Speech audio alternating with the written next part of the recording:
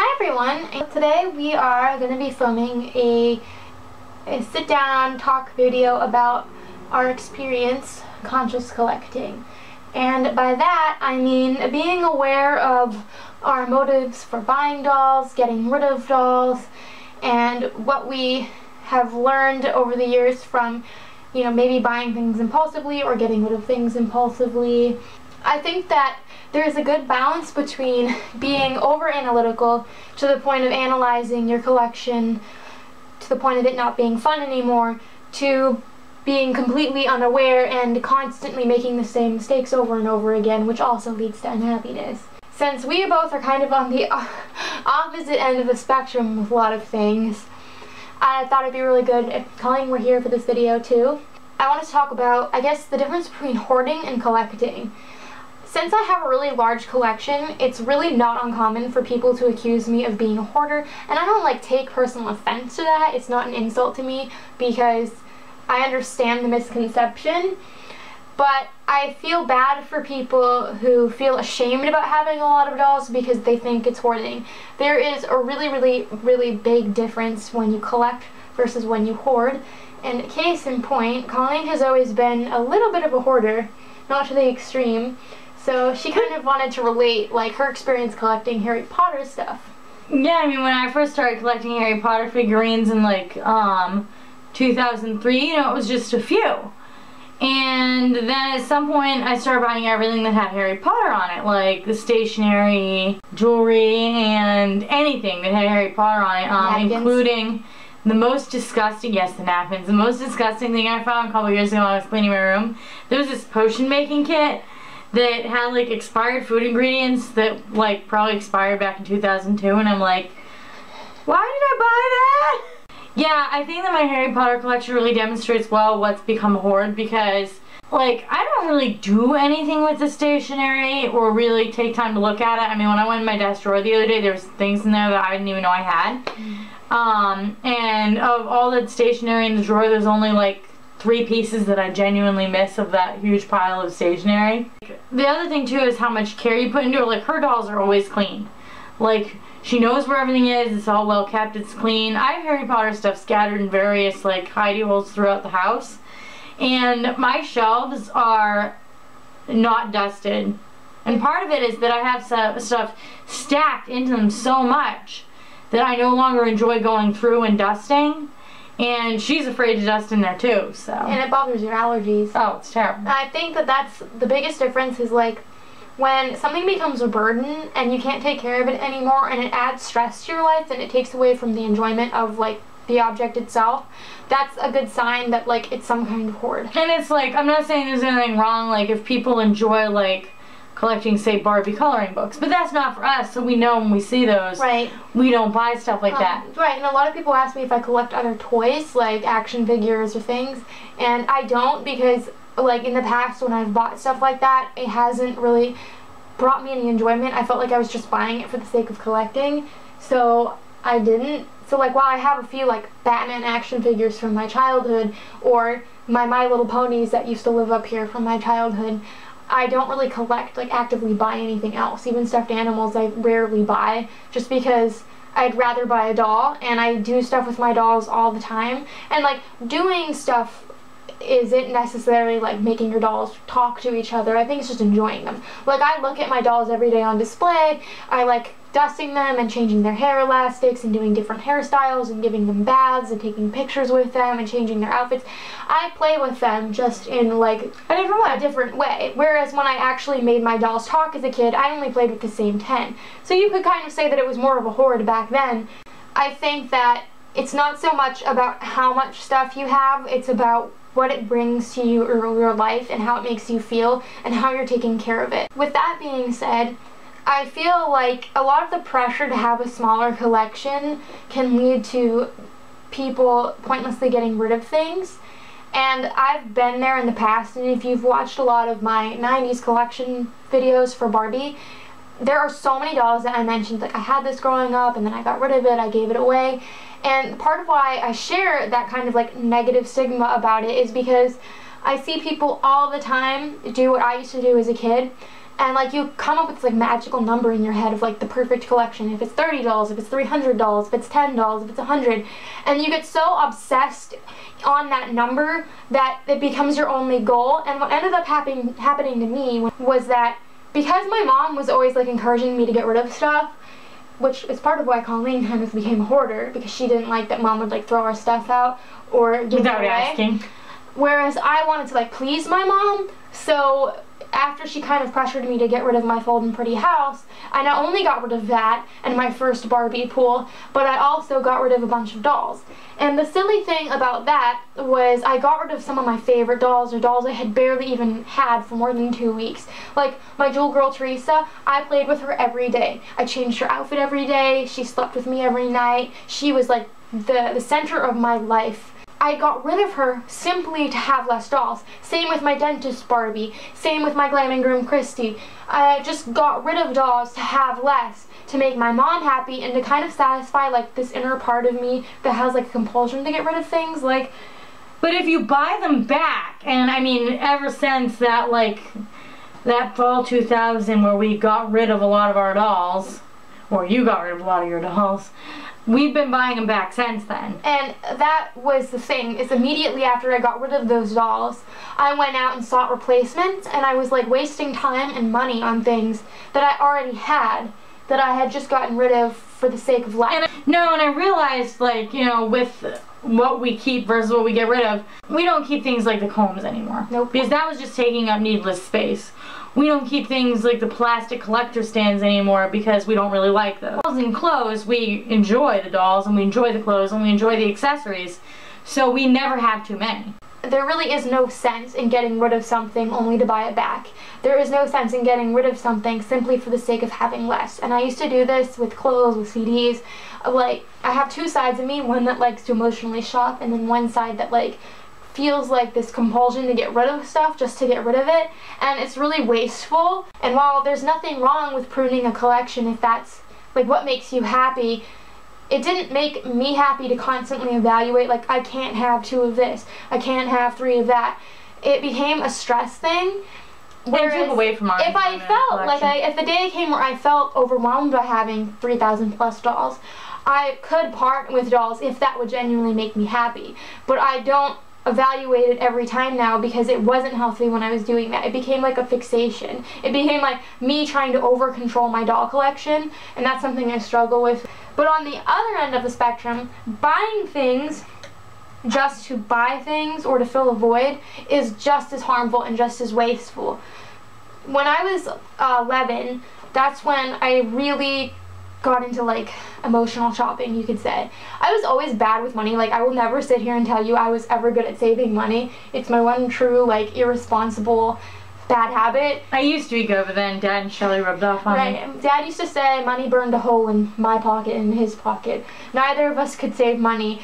And when my mom passed away, like, things at home were really bad, and my dad could be emotionally unavailable, and a lot of times he expected me to be like more responsible, or sometimes I felt like I had to be the adult in the situation, like, you know, Dad, you need to pay that bill, Dad, the house is a mess, stuff like that. And because I felt like I was lacking, you know, some of the parental guidance I needed, I turned to dolls to fill that void. Basically, when my dad bought me a doll, it made me feel like a little kid again. And I got high off of that feeling because every weekend Dad would take us out shopping for dolls at KB Toys or at the flea market. And in that moment, he was the dad and I was the daughter, and I felt high off of that. Like, it was like euphoric.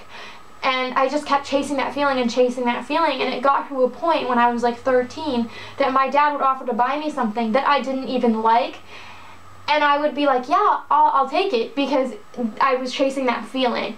And then it happened again after my dad passed away when I was like 21. I got into buying Monster High dolls, and it started out fine, but I ended up getting high off that feeling of like being out of the house, being away from the bad situation, being with Colleen in this fantasy world of like finding Monster High dolls. And I just bought and bought and bought and bought, and I didn't even have the money to buy the stuff. And before you know it, I had like 60 Monster High dolls in like a 3-month span. And I felt like really bad and resentful for some reason towards the dolls, not realizing that I was filling a void. And when I finally came to that conclusion later on, I realized that it wasn't the doll's fault, that it was more like my mentality behind buying them in the first place that needed to change. And it's taken a lot of work, but I've definitely like gotten to a place where like I don't have to buy stuff just to buy stuff. If I'm having a bad day, I don't need to buy a doll to like make me feel better. If I'm having a good day, I don't need to buy a doll to celebrate. I can go in a store and see a doll I really want on sale and walk away and not regret it, and I think that it's like a really good place to be, where you're not like constantly dependent on having like new stuff to stimulate you and to make you enjoy your dolls.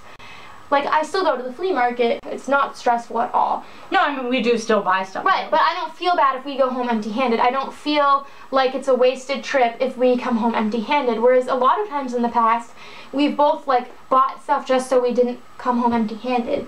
A few weeks ago, we went to get my cousin and his fiance a bridal shower gift, and we were out in the area. We went to Toys R Us. There was some on-sale Ever After High dolls I liked, but I reasoned with myself, you know, I don't really need these, and I might find stuff at the flea market. You know, I won't regret it if I don't buy these. And sure enough, I went home empty-handed that day, but then I found some dolls at the Salvation Army that I would have rather had anyways later. So it all kind of balanced out. Last year, we wanted to save money because we were going to go to this really big outdoor flea market with one of our older friends. And we were at our local flea market the Sunday before, and we saw my American Girl doll named Maya, and I had this moment of like, should I not buy her because she's $50 and I might find a lot of stuff I like at that outdoor flea market, but because I really wanted Maya, I thought I'd rather have her and maybe buy less at the other flea market. Holding out for something better all the time is not necessarily ideal because you know, I used to do that as a kid, pass up things thinking, oh, there's something better, and then 3 months later I want that thing that I passed up. And what had happened was we actually pretty much left that huge flea market. We pretty much left empty-handed. We got almost nothing. Yeah. So it was a good thing we didn't pass up Maya. Right. I think, like, I feel like I've become more in tune with, like, what actually makes me really happy versus, like, what I can walk away from. And I do feel like kind of also another aspect of, like, impulse shopping and stuff is pressure from other collectors. That I remember when I was on my old Flickr account and I had friends on there, they would like kind of start almost like Boy Who Cried Wolf kind of thing.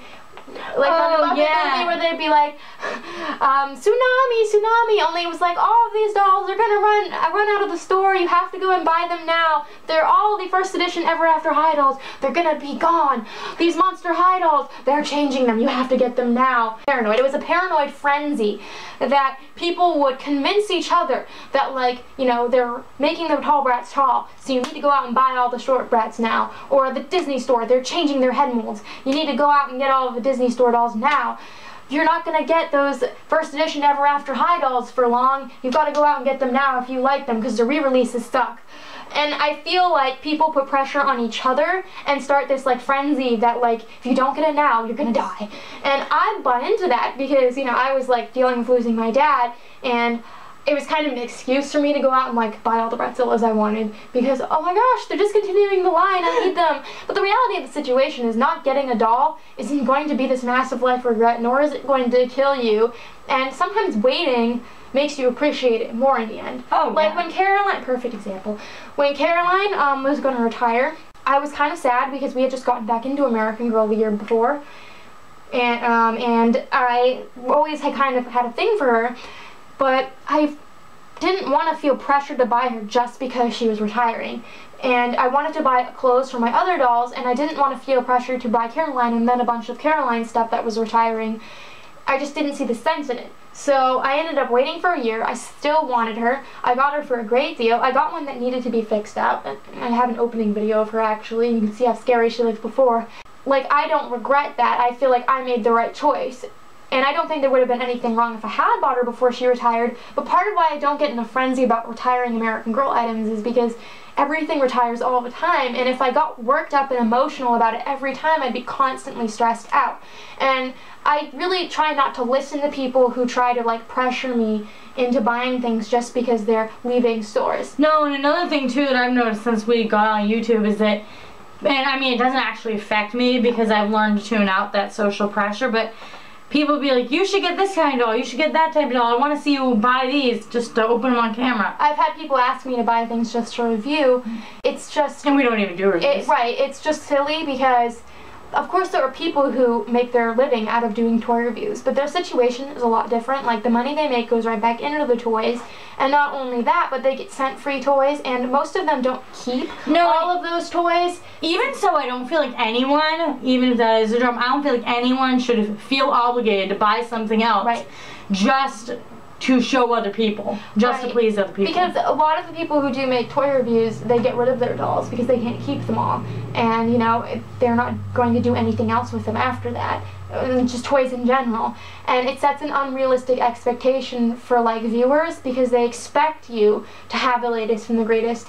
And, like, people always assume I don't like things just because I don't have the brand new thing. And I'm just not the sort of person to get hyped up on that. Like, I just don't care. And not that there's anything wrong with it. Because if we want something right away when it's new, I don't mind shelling out the money if it's, like, it's like if something is leaving the store and I care enough about it, I will buy it. It's just, like, when they were going to retire Girl of the Year Isabel, I went out and I got it. We went out and got her. Because I really wanted Or when the new Bratz came out in 2015, we went out and bought some. But I feel like it becomes this competitive thing. It becomes about, like, showing off sometimes or being the first one to have it.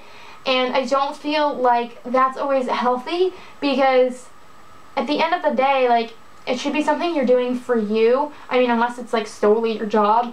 But if it's something that you're doing for you, if you're collecting dolls as a hobby for you, other people shouldn't tell you, like, how to collect and what you should and shouldn't have and how many dolls you should and shouldn't have.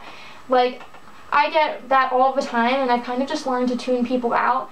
And I mean, I appreciate that people like me enough to want to see me make reviews, but I'm not going to buy things to make reviews. And I'm not going to buy things, like, just for the sake of making them over for a video. Like, I want to enjoy them too. You know, there's more to doll collecting than, like, having a nice Instagram spread or a nice YouTube channel. At the end of the day, it's kind of like a choice that I learned to make for myself, that, like, I collect my dolls for me, and there's something that me and Colleen enjoy, and I didn't want other people's opinions or suggestions impacting how I felt about my dolls, because there was a point where it had, and it did impact me. Like, I shouldn't have, you know, these newer Mattel dolls because people are telling me they're crappy, or I shouldn't have 2 of everything, so I need to go customize a bunch of my special Bratz dolls because then that justifies having them. At the end of the day, that didn't make me happy. It didn't make me happy buying dolls because they were supposedly going to disappear. It didn't make me happy customizing duplicates just because having duplicates was wrong. It didn't make me happy pruning my collection to make my mom happy, or considering pruning my collection as an adult because people on Flickr before would make it sound like I had too many dolls. And it wouldn't make me happy now to buy things just to satisfy the people who watch my videos. And that's what it's all about. Like, your doll collection should be a reflection of you and what makes you happy. Whether you're getting rid of dolls because you genuinely want more space, or you're buying dolls because you genuinely want them. I think the key to this video is to be aware why you're buying stuff, and if you're choosing to get rid of stuff, be aware why you're getting rid of stuff. And be aware of, like, the core of it all. Why are you collecting? So you know whether you're doing it for the right reason or the wrong reason. Right. You know, it's not a popularity contest. And if you're not going to sell your dolls, you shouldn't care about not opening them or not doing their hair or something because it devalues them. If you aren't buying them to definitely resell, you shouldn't stop yourself from enjoying them, because in the long run you might not be doing the dolls any favors anyways. Because we have friends that had American Girls growing up that weren't allowed to play with them because they were, you know, like keepsakes and they'd be worth money. And what ended up happening is the dolls we played with all the time look better than the dolls that are sitting, you know, in attics that aren't temperature controlled with potentially, like, mice, or that are covered in dust. Like, those dolls look a lot worse than the ones we got to enjoy and play with. That should be something that you think about too. Like, if you're going to enjoy the doll more out of the box and you don't definitely plan to resell, then you shouldn't feel like you have to keep it boxed. You shouldn't feel like you have to keep the doll in one outfit, or you have to display it one way.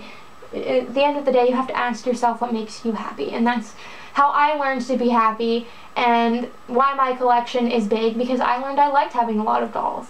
I tried to box myself in. I tried to only collect Disney or only collect a certain generation of Barbie. I tried to prune my collection. I tried to put myself in a box to make myself more appealing to other people or to satiate some compulsion in my head, and it ended up putting a wedge between me and my dolls, and it took away from my enjoyment. So whether you're happier with 10 dolls or 1,000, only you can decide that. Only you can decide what's best for you in your collection, and only you can really determine why you're collecting in the first place. So thank you guys all so much for watching. I hope you enjoyed this video, and until next time. I realized he can wave. Say hello. Until next time, love your dolls, love yourself, and love your life.